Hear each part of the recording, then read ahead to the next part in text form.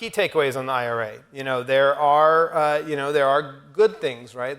You cannot say that the out-of-pocket caps and the increased biosimilar reimbursement, things like that, you can't say that those are bad for patients. But as you heard just a second ago from Sarah, the tremendous impact on reimbursement and operational, how you operate. The cuts to Part B, I've heard one practice talk about it as a practice-ending event. So if this really goes into effect, we will see. And we're lucky. Some other specialties, it truly will be a practice-ending event. Oncology, I think, is a little more tempered. There are some technical fixes, and I'll talk about that. And Matt will probably talk a little bit more about that later. But there are technical fixes, and that's a very specific word. Remember that slide I talked about how everyone ran on lowering drug prices?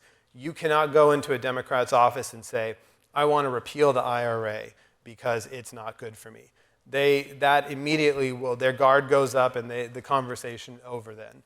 But as I'll talk about, every piece of legislation, every major piece of legislation does require a reexamination at a certain point. You need to look at the unintended consequences of what those will do. So the technical fix is the way to approach this. There is a technical fix on the table.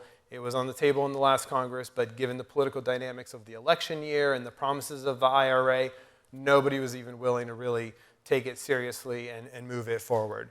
And then, the real bottom line, which, that was, Barbara told me that's my job here, is to convince you all that fixing the IRA is about the survival of the independent practice. And I think that is definitely true.